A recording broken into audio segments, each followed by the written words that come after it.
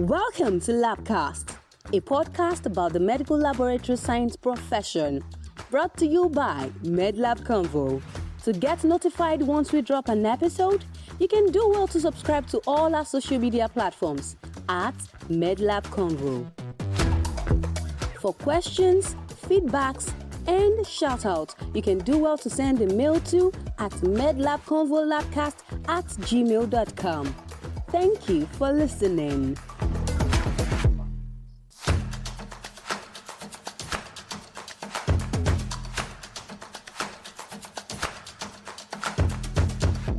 I recently came across a quote by Dieter Ochdorf that really stuck with me. Ochdorf is a prominent religious leader, by the way, and in one of his speeches, he said, "It's your reaction to adversity, not adversity itself, that determines how your life story will develop."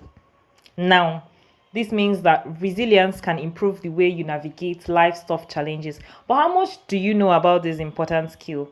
Well, welcome to LabCast. I am Nmesoma. With me is Iheoma, my co-host. And for this episode, we have the privilege of speaking with someone whose life embodies the true meaning of resilience. I first read his story on LinkedIn, then on Instagram, and I can say this for certain. It's a story of hope that you don't want to miss, especially if you're living with sickle cell disease or any peculiar health condition. And I mean, this episode is also timely because June 19 is World Sickle Cell Day. So there is a lot to learn from this episode.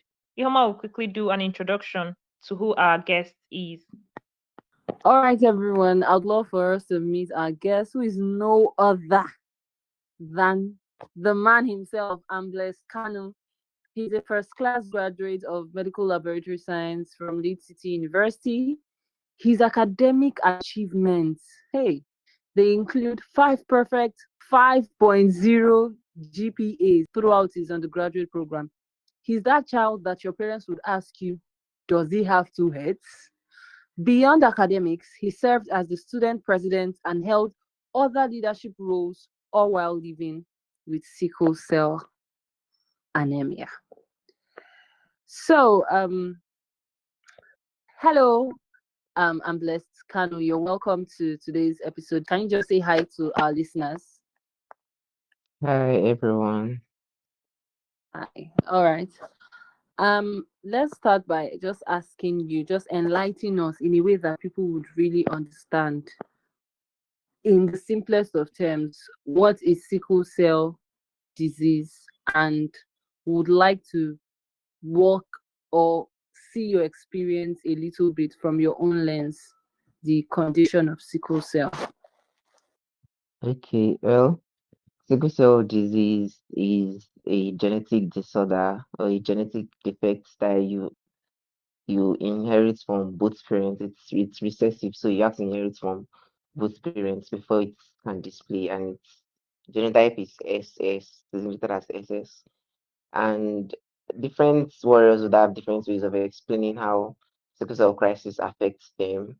But for me, I would say it's like your red blood cells are delivering oxygen to every part of your body. And normally, because a normal red blood cell is has its normal shape, but when the cell is sickle, it has less carrying capacity. So it doesn't carry enough oxygen to the point at which is needed. And not just that, it's sickle in shape, meaning it can get stuck. It's not the normal biconcave red blood cell shape that flows easily in the capillaries. It can get stuck at your joints, it can get stuck anywhere, and the pain is excruciating. It's a lot. And there are various ways you can be diagnosed. It's best to get diagnosed with or to know that you're a sickle cell patient right on time so that you can live with it. A lot of people would say sickle cell is a burden, and let's not deny the fact, yes, it has its own burden and all. But to me, I like to see it more like a challenge. More like God made you are the reason you're a sickle cell patient. It's not that you would live in that burden. It's to show that despite the burden, you can do certain things. And my experience with sickle cell, it has not been the very best, but I can see that I have learned to use that as a means of motivation. Let me use the word motivation. I've had a lot of crises, crazy crisis, long crisis, I've had issues with, there was a time I had impending organ issues, and I think the greatest one so far is a vascular necrosis of the hip of the femur. So it has its own challenges, yes, but then I don't like to see it as a challenge, like I said. I don't like to see it as a burden, rather. I like to see it as a chance to motivate or to show that despite this, you can still do a lot, you can still achieve a lot.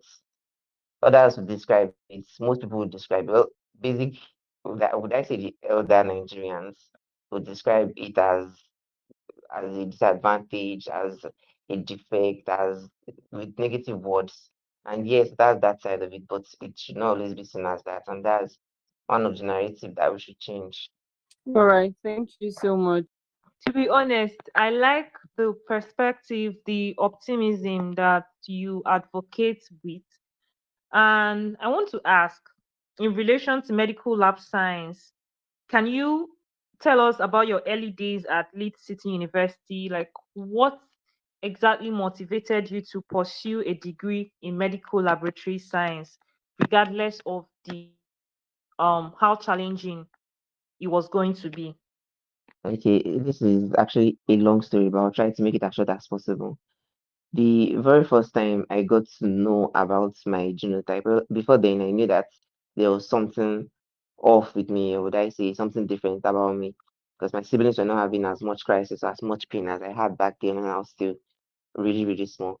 We had this class in primary school, and it was about hereditary, and the teacher was telling us about different genetic disorders you can inherit from your parents, different characteristics you can inherit and all. And then we got to genotype, and then he casually asked the class, "What's your genotype? If you know our genotype." And then surprisingly, I did not know my genotype. People were just replying with their blood group instead, and he corrected us and said this is genotype and SS, AA, or AS, or AC, and so on and so forth. And then everyone kept saying AA, and I just joined in. And then he gave me this look, and I knew that something was off. So when I got back home, I asked my mom what my genotype was, and then she told me it was SS, and I was like, I told them in class that it was AA. And then she said that no, it's SS, and I asked her what it meant, and she explained. But I was like, I can be very curious. I was so curious, and back then she was using an Asha. Back then it was Asha 200 that was the popular phone. So I took her phone and I went online and then I searched for the word sickle cell, and I saw a bunch of explanations, a bunch of words, and one of the words that caught my eye then was the word hematology, that study of red blood cells, and I was like interested in cell and everything that had to do with, you understand. So ever since then, I was like saying I would want to own my own lab and work on the human, on red blood cells, or study more on red blood cells generally. So I think that was when the whole word hematology like got into my head, and I was like I had the passion to go into or anything that had to do with lab. As I then I did not know what MLS meant. I did not know what medical lab science meant. All I knew was that I wanted to own a lab and work make research, do research in red blood cells. Then secondary school, that was when I got to know that there is a course like that, medical laboratory science, and then there are specialties, like hematology, chemical pathology, and so on and so forth. So that was what prompted me to study medical laboratory science, mainly because I wanted to own a lab, and then I wanted to have the opportunity, the chance to to carry out research on it. Because it was a childish, like I can't call it childish, but I was really, really optimistic about doing all that. So even though surprisingly I ended up doing chemical pathology, I got to like do a lot of learning, not of build my curiosity on hematology, and me choosing chemical pathology is a different story. But yes, that's what motivated me to picking medical laboratory science.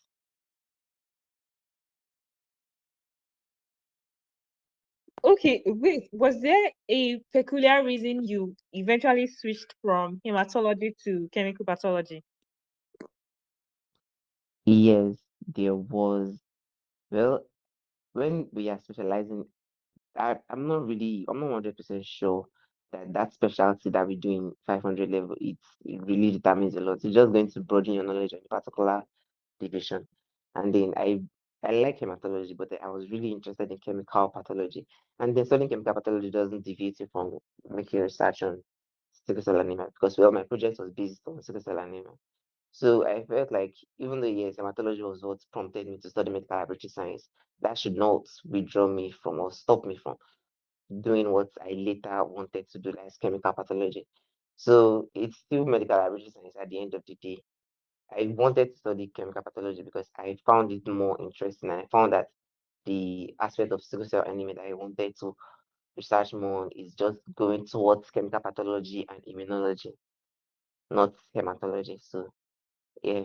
Okay, I just want to say you made the right choice by choosing chemical pathology because that's the best specialty. If you are listening to me, you can argue. That's because she's a chemical pathology major. I am too. But yes. All right. So yeah, I wanted to ask you that despite you having sickle cell anemia, which a lot of people would see as a hindrance, what mindsets or habits helped you to adjust to the difficult demands of university life? Because we know university life can be challenging. You're trying to be social. If you're religious, you're trying to also help your spiritual life. You're also trying to help your academic life. And then you also have a health condition. So how were you able to blend all of these together and just stay afloat? Having 74 A's is no joke. It's no joke. How are you able to do that? Well, sickle cell as living with sickle cell, every sickle cell patient you would know would have various experience on how sickle cell has stopped certain things for them in the past. And then some of them just let it slide, like, okay, it happens. I'm a sickle cell patient. All this is normal. You understand? But for me, the it's if I feel like if I was not a sickle cell patient, most of these achievements I have, I might have not had them. I feel like sickle cell was not just a disadvantage for me. It's not a disadvantage for me. It was more like the push that I needed. I wanted to make sure that I prove to certain people, to most people, that having sickle cell doesn't limit you from doing certain things. So when I got into Little University, I knew that my health would obviously be a challenge. So I paid attention to both my health and academics at the same time. I did not want sickle cell to be the reason I would miss out on this or that, or the goals I had, or the plans I had, the achievements I wanted. And when it comes to reading or preparing for exams and or classes and all that, for me, when I resume a level, let's say I'm going to 200 level, I would, before we even resume that 200 level, I would get to my seniors, get their notes, get past credit. I'll just go online, research more on what was we doing in 200 level. 200 level is basically PIO, BCH, and anatomy. And then 300 level was when we started the medical lab science core. So before that level, I would make sure I read as much as possible. And the reason I'm reading is not because I'm obsessed or I'm in it or anything. Because it's because number one, I know that you cannot always predict when you would have crisis. So I usually like read on time. I usually like try to beat it. I read as much as possible, cover as much as I can in order to know that even if I am sick next month or next 2 months, when everyone is like reading or preparing or going for classes, I know that I've covered as much as I can, and that's all I need to do is just to revise. I just read on time. And I've always loved medical laboratory science. It's not like I read to pass exams or anything. I read to know more about it. So sickle cell was, I would say it played a huge advantage in my studies. I'm not even going to lie about that. It has a disadvantage, I understand. But for me, I looked more at the advantage. I made it a source of motivation. I made sure because of sickle cell, I would do as much as I can while also watching my health. Well, sometimes I can be very stubborn. I keep saying I watch my health, I watch my health. Sometimes I can be very stubborn. I would know that I'm about to fall sick or something. But and instead of postponing my exams, so maybe writing the exams in summer, I would rather come from clinic to write my exams because I you can't always predict the future. Who knows? That summer I might be sick again. So I usually do whatever I can at that moment, at any moment, as long as I'm not in crisis, or I'm not in extreme pain. And even if I am, as long as I know that I still have the zeal or the power to do it, I'll do it. So in summary, sickle cell as a disadvantage. I know that the pain will either pause me or push me, but I chose the to let it push me, to let it be a drive. On the days that I was too weak to write, I would listen to podcasts on whatever I'm supposed to read. Days that I could not even listen to anything or do anything, I'll just visualize what I've read or what I need to do. I made sure I did not let it take its toll. It was more of a motivation for me, and I took into account that being a sickle cell patient is not going to drag me back. I'm not going to play the role that everyone sees being sickle cell being a disadvantage for me or all that. I turned it to a positive thing for me. And yes, that was how I was able to cope with studies. All right. I'm blessed. Thank you for sharing that. Another part of your story I find inspiring is the fact that you were an all rounder. So it's not just that you had an excellent academic record, you were also deeply involved in extracurricular activities and leadership roles. You were student president and you were also academic director, amongst other things. How were you like able to prioritize your time to balance these different aspects of your life? Okay, so the for the leadership roles, it started in my 100 level, and if I'm being honest, I never had plans on going into or taking up leadership roles. I wanted such, but I did not plan towards it. All that I had, all that I planned on was just my academics and then managing my health. But back then in 100 level, the SUG president or the student president was someone that was opposite my hostel, my hostel. And then I think from there I was sent a message on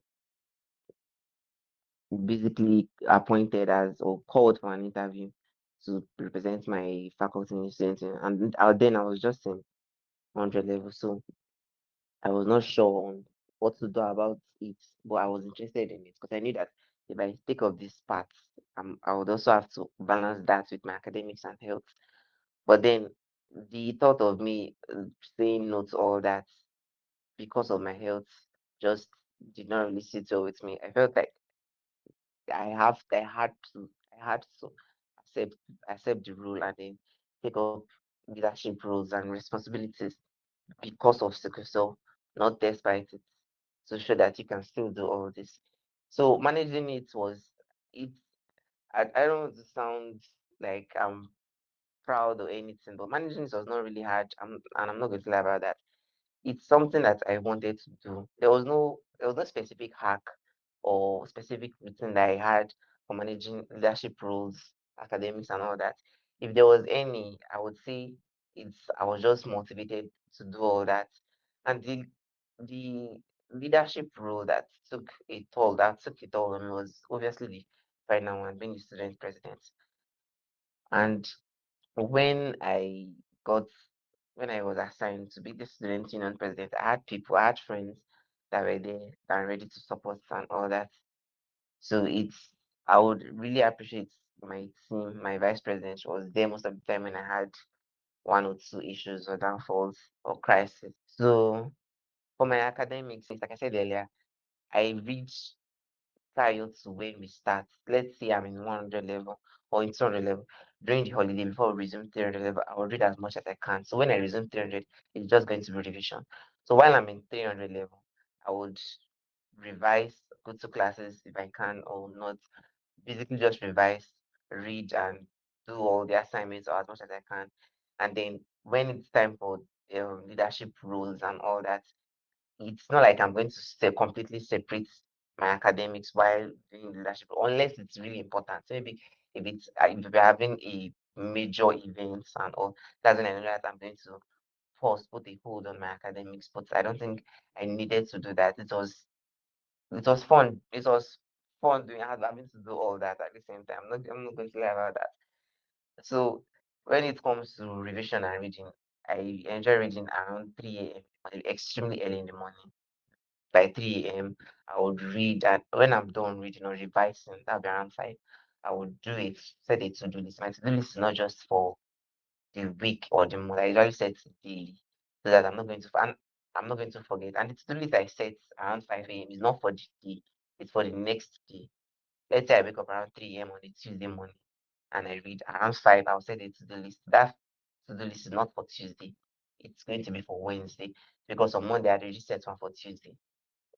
So I say I to-do list was what kept me on track on my academics and all leadership duties I had to fulfill. I basically also had people that were there. I've said this that were there as support system. I had them. I had friends that were always there. So I can't really say it was hard or anything. It was easy like doing all that. Well, not totally easy, but it was, let me use the word fun because of the challenge. Even though yes, there was a point at which my leadership roles kind of had a little tiny effect on my academics. I don't think I have any regrets or anything. My time management was as good as I could as it could get. As yeah, that's basically how I handled all that.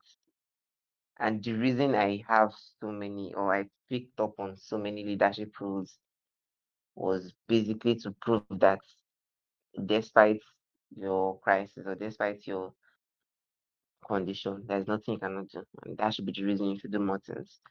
So when after like I said, the 100 level, after I joined the SUG, I also got invited to represent the faculty. In my early days, 100 level and 2 level, it was basically by invitation, and I accepted all of it. So down to 300 level that I was intentional about picking up certain roles and applying for certain roles. So yes, I took as much as I could handle, and I just basically looked at the challenge and how I could do it. Okay, thank you so much for that. I want to ask a question. Was there at any point in time any pushback from your parents? Like, were they in the know of your positions that you were occupying as student president and other leadership roles? And when they were aware of it, did they kind of push back? Were they very cautious of it because of your health condition? What was their reaction?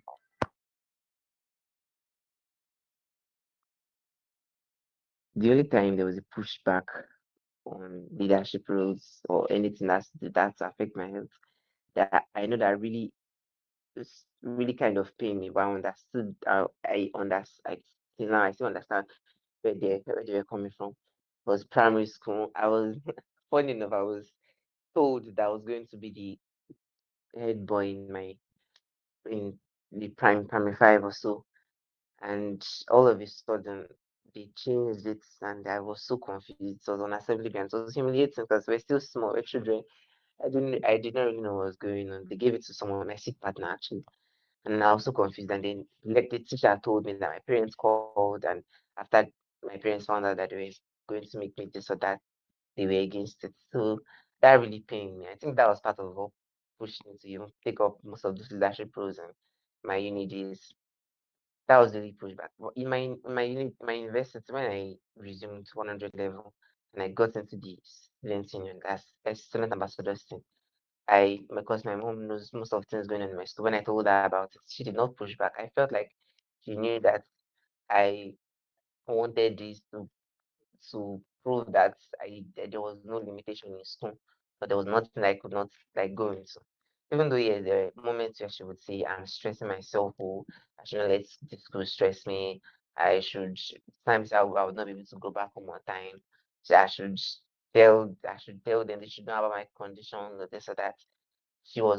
My mom was just she just cared about my health, but she did not push back.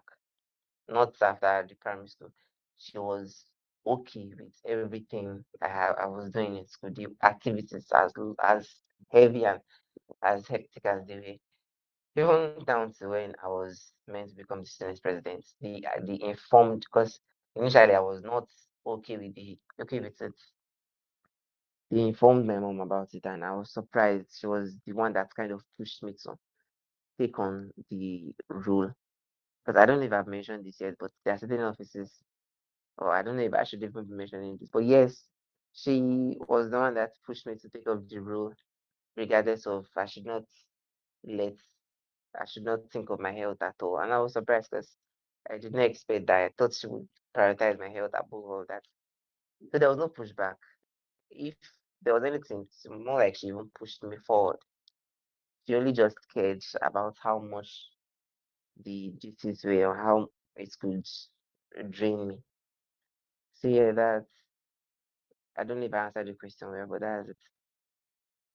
Yeah, thank you so much. I think that's kind of rare for you to see a parent that would really push their children, because most parents trying to preserve the children would usually shield them from these things just because they don't want to lose them or stress them or expose them in that light. So my next question would be, how did you deal with emotional pain? How did you deal with would I say physical pain? And okay, I was almost going to go personal. I don't know how personal it is since this is a podcast, but let's just go with the um let's just go with surface level. How did you deal with emotional and physical pain? When you say emotional pain, are you talking about sickle cell itself? Like, can you like explain the question better? Like, did it's the toll it took on your mental health, on your emotional health, on your in your relationship with people, how sickle cell had its toll on your overall mental health? Okay, so mm, I would not say because of sickle cell. I really don't know what the reason is, but sometimes I can be more word am I going to use to describe this? I can be difficult to deal with when it comes to emotions or emotional pain and all that. I I find it extremely hard to be vulnerable around people or anyone at all. Like at all. I'm the kind of person that I don't like being a burden to anyone because of my health or because of crisis or anything. So I could be in pain, like in crazy pain now, and let's say I'm in a meeting, my president is talking and I'm in pain. I would just, I would not move out, I would not leave the meeting, I'll stay there and I'll just, as long as I can hold it, if it's not something I could do, I would leave. I would not let anybody know. And if I'm in school and I have crisis, as long as I can manage it, I'm not going to let my parents know. I'm not going to let my mom. I don't like letting anyone know. I don't really, I find it hard to let people in. So I don't share at all with anyone. The only person I know that back in 200 level that I shared most of my crisis of pain with was my friend Joshua. Yeah, I think he was the only person that had back then seen me cry because of the crisis. So even if I want to share my crisis or pain with anyone, I I find it really hard, no matter what. I can be sick now. Let's say I am sick or I'm recovering from something. I would completely just ghost everyone on WhatsApp, on every social media. I would not respond to anybody's text message. I know that's a bad habit, but that's just the way my brain has been coping because I don't want to I really find it extremely hard to let anyone know that I'm in pain. I find it hard to be emotional or to do any of that. Like it's really, really difficult. I just go into my shell until I'm fully back and I'll just come back like nothing happened.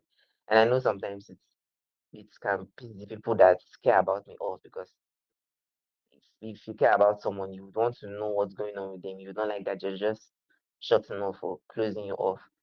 And I had a lot of issues with people, with different people because of that. Because it's a mental thing. I find it hard to share. If I have cry, if I'm in pain or I just find it extremely hard. I don't share with anyone. And it's at the point it affected I would say it affected my relationship or the ones I was in the past. But I'm not trying to be blind or say that maybe I'm the only one saying things right. But I just I just feel like people should understand or know that if a certain person copes this particular way, if they want to be on their own because they're in pain or crisis, you should let them. You should wait for them to be comfortable enough to share with you.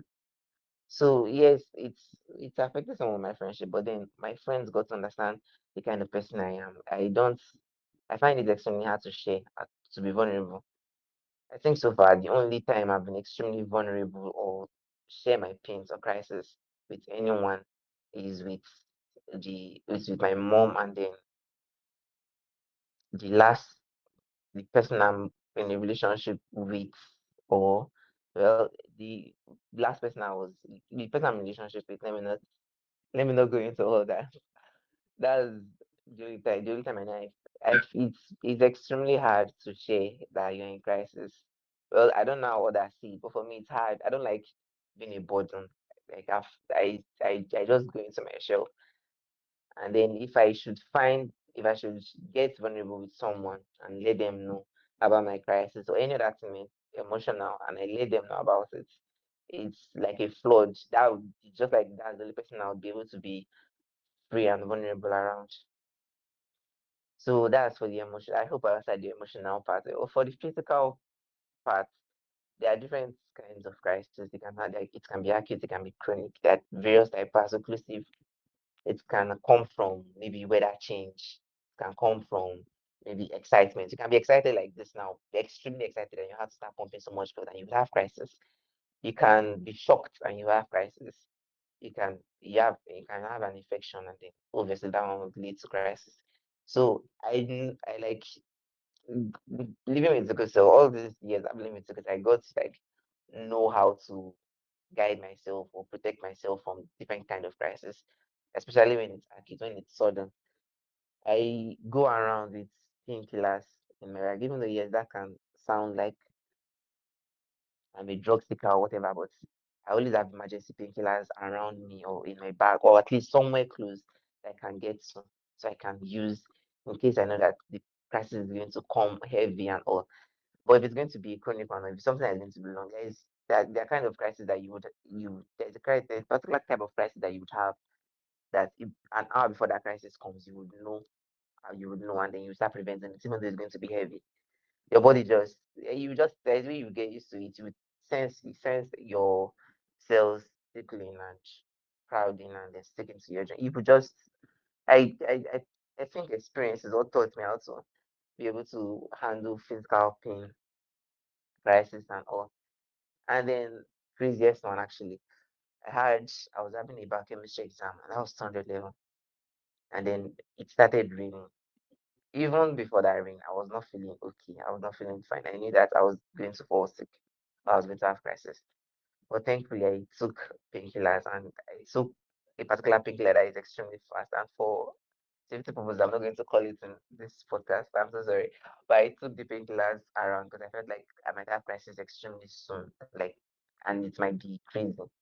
So during the exam, the crisis set in, and it was really bad. And you cannot just leave in the middle of an exam.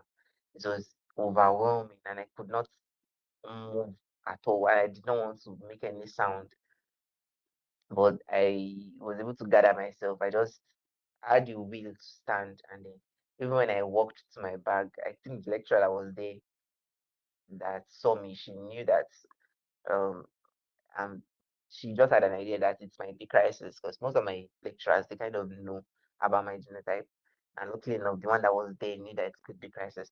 So she did not want me to go to my bag because it's going to look like maybe I'm going to go and get something for the exam. Even though yes, most of them that I would not cheat in an exam. She just did not want it to be like that. Then surprisingly, she just took my bag and said, "Where is it?" And I was like, "What?" I said, "Where is the painkiller?" And I was surprised when I told her where it was, and I took it. And then she told me to with sit down there and like wait for the painkillers to keep kicking. This was during an exam, and then around 10 minutes or 5 minutes, I was able to stand up again and to move to my seat. And then I continued writing, and then I was waiting for the painkiller to kick in because I was not writing as fast as I could. And well, God bless that teacher ever she used to do. But that was the craziest physical pain. Well, the most uncomfortable, not craziest. The most uncomfortable because it was during an exam that I had. The other physical, painful, really painful crisis that I've written stories because I write articles on my journey as a sickle cell patient. There are some I've written a lot on, and I've posted them, and there are a lot, but this particular one I just described was the most uncomfortable. for me because it was during an exam. Wow, that must have been a lot. Fact that it was an exam, and I can't even imagine the pain you must have felt and having to contain it and all of that. Well, personally, I'm really glad that you have a strong support system, people that basically understand or at least try to um be there for you, try to support you and try to help you. Which brings me to the last question. We There are so many misconceptions, myths, what have you, about sickle cell disease. So, is there anything you would want to debunk as an advocate for sickle cell awareness? Is there any message you would like to share with people who might not fully understand what it's like living with this condition? Okay, well, there are a few things that I can I can say. Well, it has been said before, but I would like to say it again to the general public because there is a part of the world that understands sickle cell patients, and there are the other parts that they don't really understand. They just think they do, and there are just others that are extremely ignorant. There are various myths. I'm not going to go into the medical ones because those ones are obvious. There is myth that people assume that sickle cell patients are lazy, that they can be lazy, and or what people don't know is that being a sickle cell patient, because of the shape of the red blood, which I don't think we need to go into the physiology of it or the explanation, but most of the time, the sickle cell patients are really, really fatigued and stressed out. That doesn't necessarily mean sickle cell patients are lazy. It's it's it's not it's because someone is sickle cell doesn't mean I should assume that this person is going to be lazy. It should not determine what you should do. It should not determine how you should treat that person. Let's say it's in the workplace now. You don't want to employ this particular person because you just believe that sickle cell patients are lazy and this person is not going to be helpful. It's a really, really, really disgusting view of sickle cell that I hate. I really, really dislike so much. And then there is there are other misconceptions.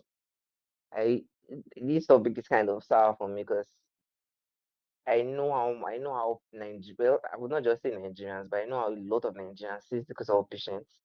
A lot of myths, a lot of traditional myths on how they see sickle cell patients. Their names they even give sickle cell patients.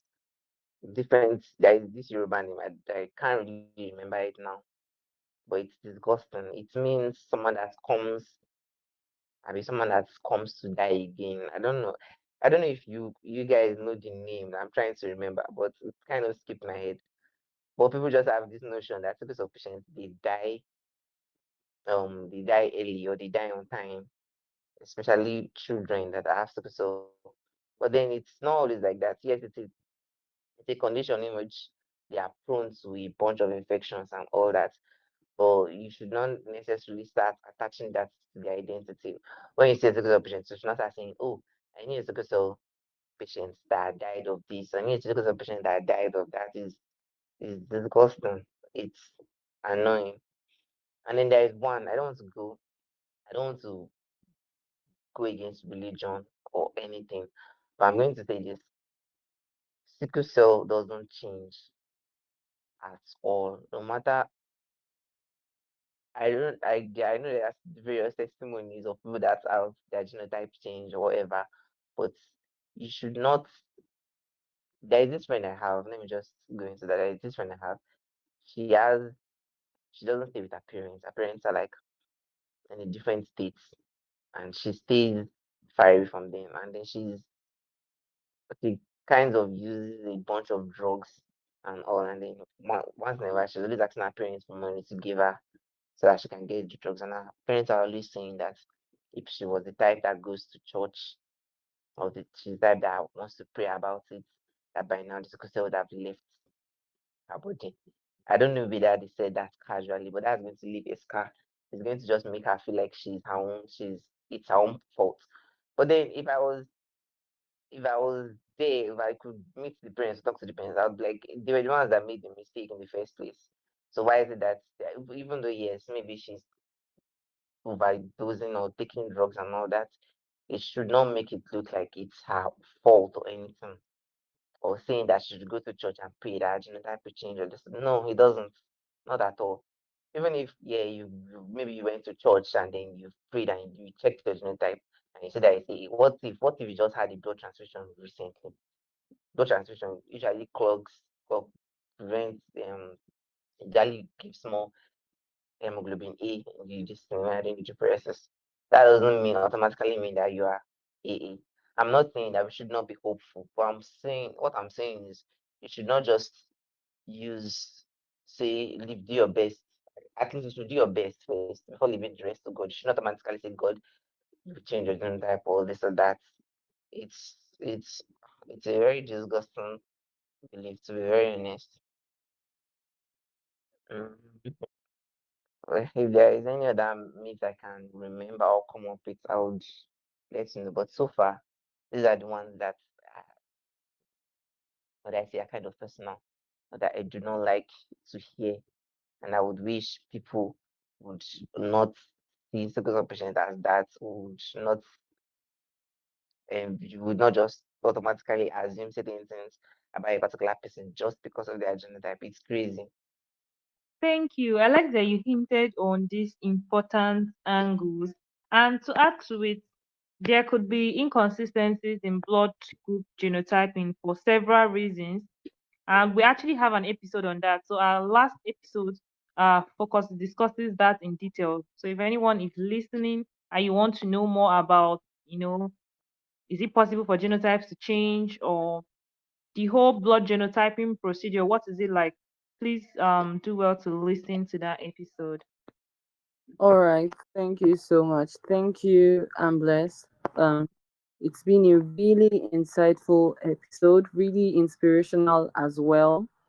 And it's a really challenging episode, especially when I saw 74 A's. Wow. Thank you, our listeners. I'm sure that you were glued to your seats or your headsets. And this is just a reminder that the Sickle Cell Awareness Day is celebrated every June 19th, and the month of September is dedicated to this cause. If Mr. Kanu's journey inspired you, please don't forget to share the episode, listen, loud it all around town, and let others know that they're not alone in their struggles. So, Mr. Ambrose, please, on what social media platforms can our listeners find you? I use Instagram and LinkedIn. I'm not really a social media person, so just those two. And my name Yeah, on every social media is Amblest, just Amblest.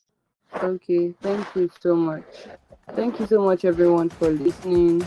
Yeah, so see you next time. Bye.